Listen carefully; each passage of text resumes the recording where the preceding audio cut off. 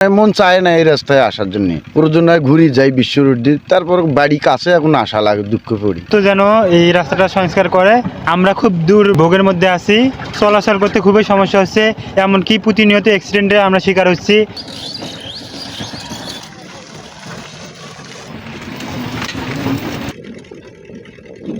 গাড়ি চলবা পারি না, রাস্তা খুব খারাপ, ভাঙ্গা, চলাচল খুব খারাপ। একবার গাড়ি অ্যাক্সিডেন্ট হয়েছে বুঝছেন, তারপর মানুষ ক্ষত হয়, হ্যাঁ, প্লাস সোলো, তারপর যাত্রীর মধ্যে সমস্যা হয়, ধাক্কাধাক্কি লাগে। এই রাস্তা নিয়ে অনেক দিন থেকে ভুগতেছি ভাই, অনেক দিন থাকি, কষ্ট লাগে যে মন চায় না এই রাস্তায় আসার জন্য, প্রয়োজন হয় ঘুরি যাই বিশ্ব রোড দিয়ে, তারপর বাড়ি কাছে এখন আসা লাগে, দুঃখ পড়ি।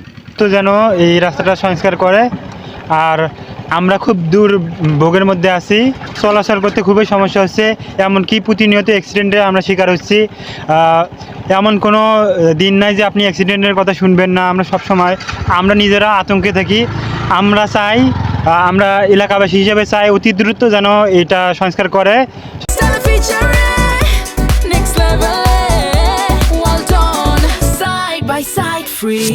অবস্থা তো ভাই খুবই খারাপ অবস্থা।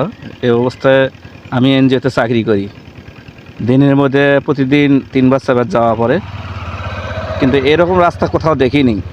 আমাদের তো কষ্ট অনেক হয়, গাড়ি যাত্রীরা আমাকে বলে ভাই কষ্ট হয়, ভাঙ্গা রাস্তা, যাবো না, ভাড়া কম দেওয়া লাগবো।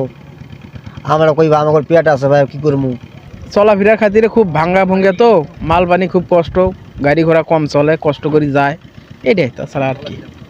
আমরা ইতিমধ্যে রিভার প্রজেক্টে এটা এনলিস্টেড করার জন্য কয়েকবার চিঠিপত্র প্রেরণ করেছি। আর এটা খুবই সম্ভাবনা রয়েছে আগামী অর্থ বছরে এটা খুবই ভালোভাবে মেরামত করার।